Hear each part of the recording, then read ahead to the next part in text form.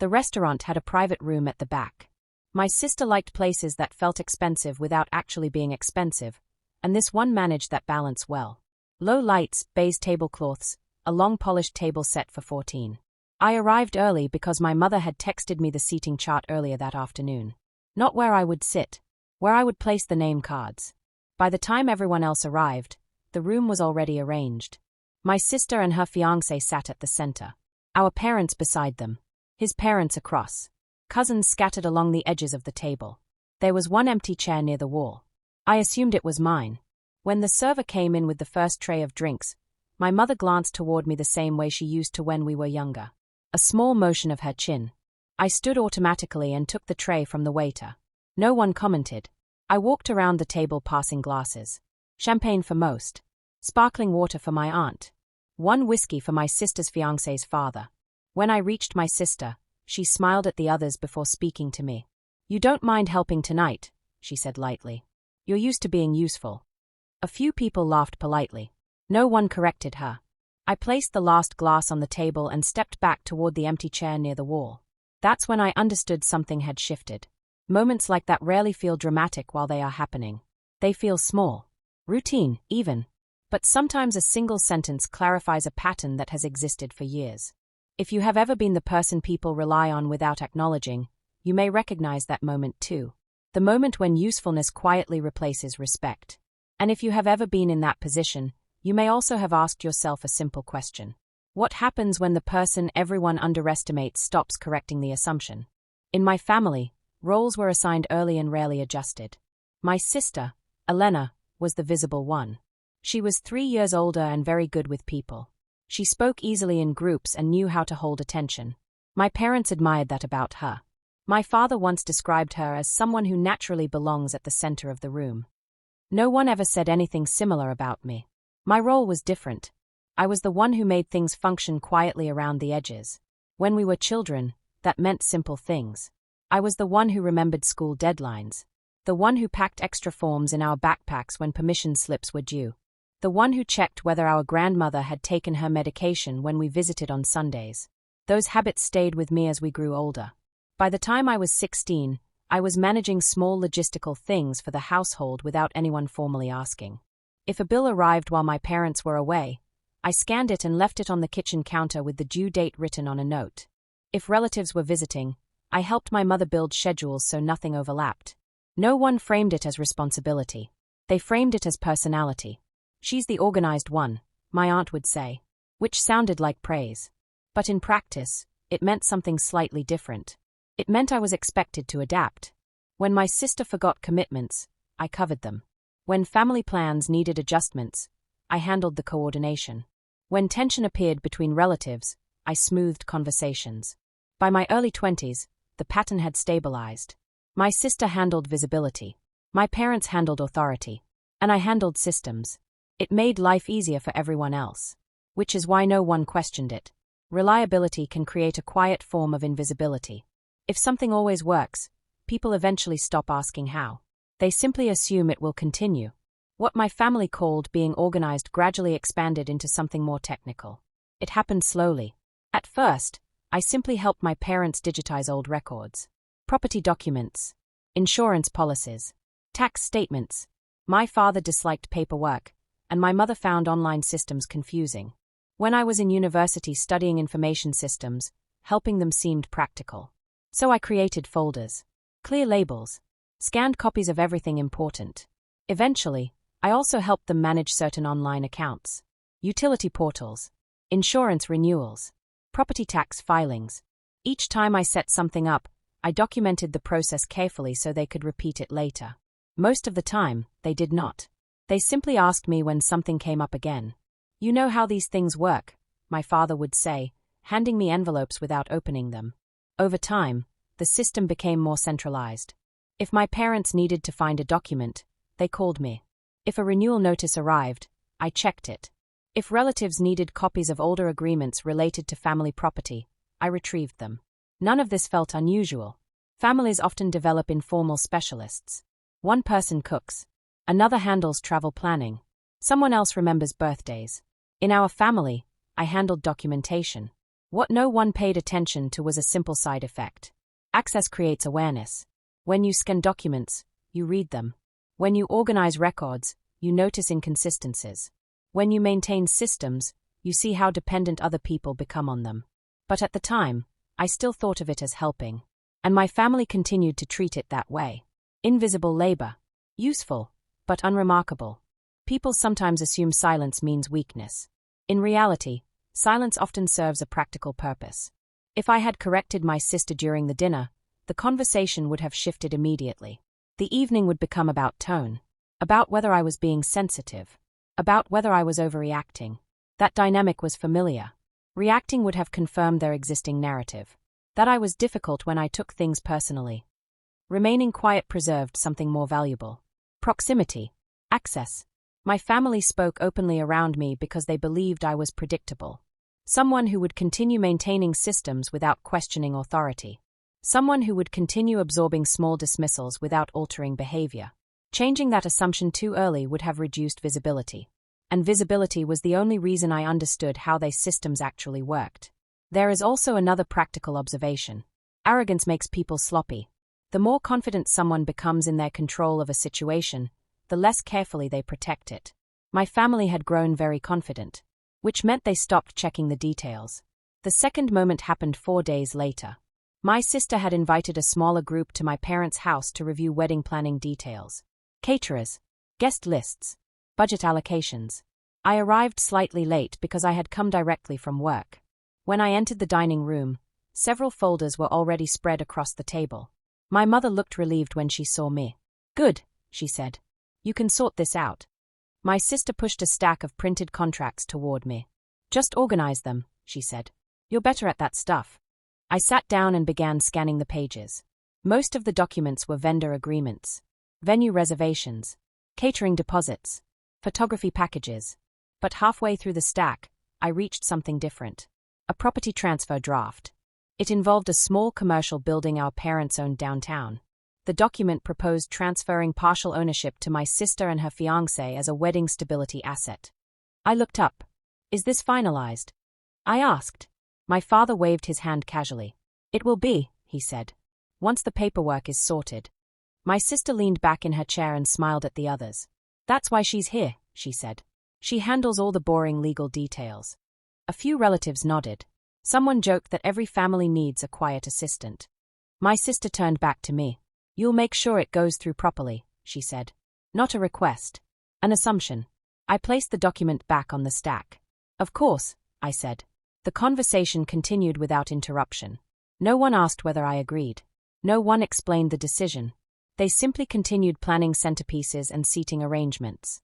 And while they talked, I noticed something about the draft agreement. A clause referencing an existing administrative authority. My administrative authority. They didn't realize what they had just handed me. Preparation rarely looks dramatic from the outside. It mostly involves quiet repetition. Over the next several months, I continued maintaining the same systems my family already relied on. Invoices arrived. I scanned them. Renewal notices appeared. I archived them. Legal drafts circulated between attorneys. I stored copies in the same digital structure I had built years earlier. But I also began organizing information slightly differently. Instead of simply filing documents chronologically, I started cross-referencing them. A labeled folder appeared on my encrypted drive. Property Management, Administrative Access. Inside it was subfolders, transfer agreements, authorization emails, digital signatures. Every document referencing the downtown building went there. I also created a parallel archive of communications. My father's instructions, my sister's confirmations, the attorney's drafts. Each message exported as a PDF. Each file timestamped. Occasionally, inconsistencies appeared. Dates that did not match. Clauses referencing authorities that had never been updated. Outdated permission structures inside the property management portal. Most people would have assumed those details would eventually be corrected. But in complex systems, outdated structures often remain active much longer than expected. Especially when everyone assumes someone else has already reviewed them. I confirmed each detail carefully. Login permissions. Digital authorization chains. Backup documentation. A scanned agreement from 4 years earlier proved particularly relevant.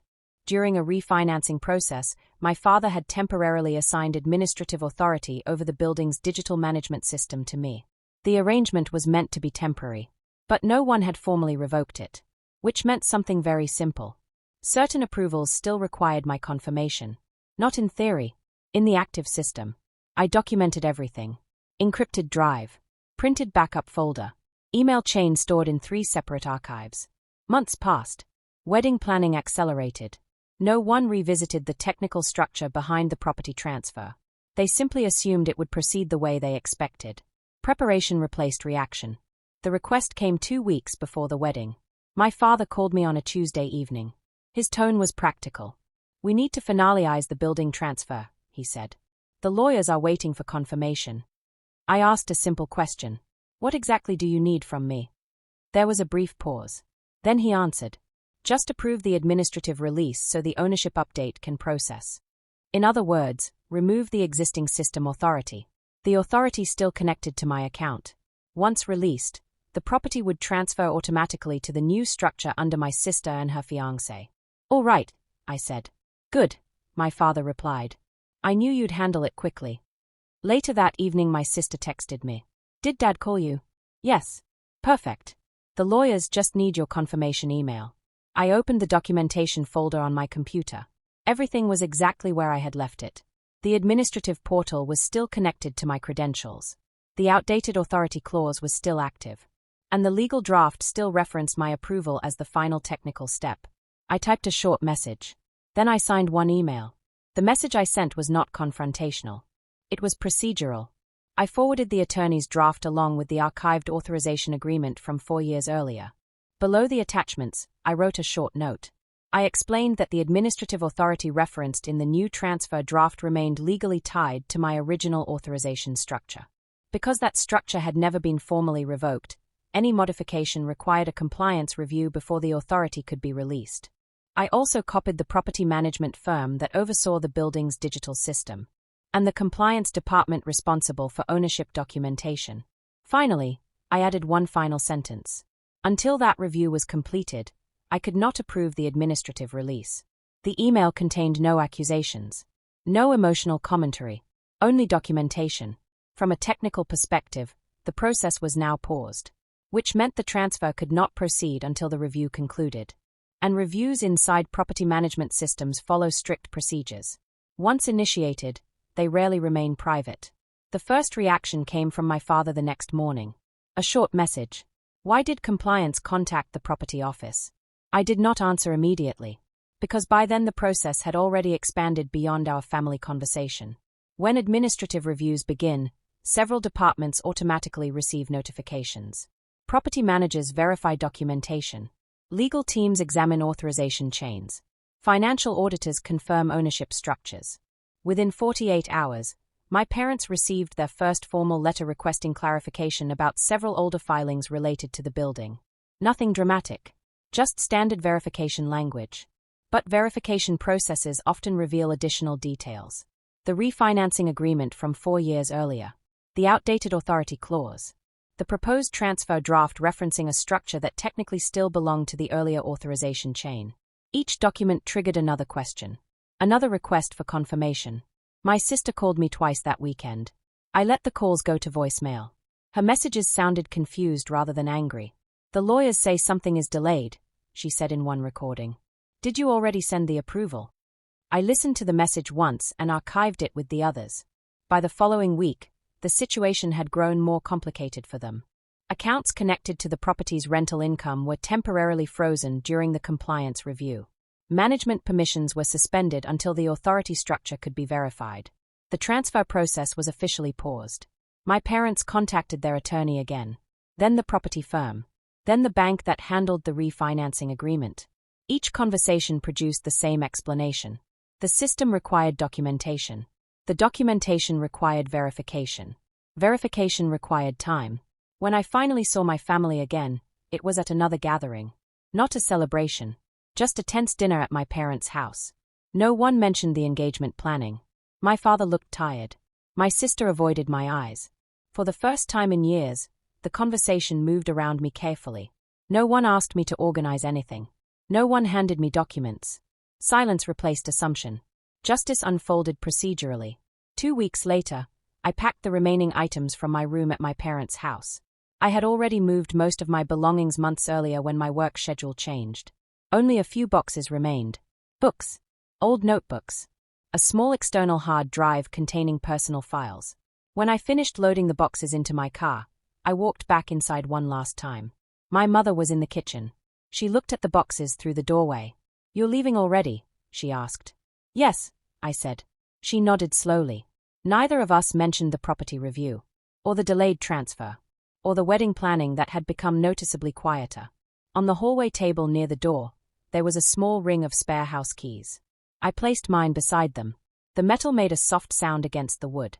Then I stepped outside and closed the door behind me. Distance changes how patterns appear. When you are inside a system, small behaviors feel normal because they repeat frequently. Once you step away, the structure becomes easier to recognize. Looking back, nothing that happened was sudden. Every part of it developed gradually. The expectations placed on me when we were children. The quiet responsibilities that expanded over time. The assumption that reliability would remain constant regardless of how it was treated. For a long time, I accepted that arrangement because it simplified family interactions. Someone had to manage the details. And I was good at managing details. But competence sometimes creates unusual leverage. Not because it is aggressive, because it becomes embedded in systems other people depend on. Once those systems exist, removing the person who maintains them becomes complicated. Especially if no one else has taken the time to understand how they work. I did not design that dynamic intentionally. I simply observed it once it existed. And when the moment arrived where my cooperation was treated as automatic, I chose not to correct the assumption immediately. I let the process continue exactly as the documentation required. Nothing about the outcome involved confrontation. No arguments were necessary. The structure handled everything. Which is often how real consequences appear. Not loudly. Procedurally. Months later, the property review was still unresolved. The transfer had not been completed. And the systems I once managed continued operating without my involvement. People sometimes ask whether I regret staying quiet for so long. I usually answer the same way. Understanding a system fully requires time. And once you understand it clearly, very little needs to be said. Some doors do not close with noise. They simply stop opening.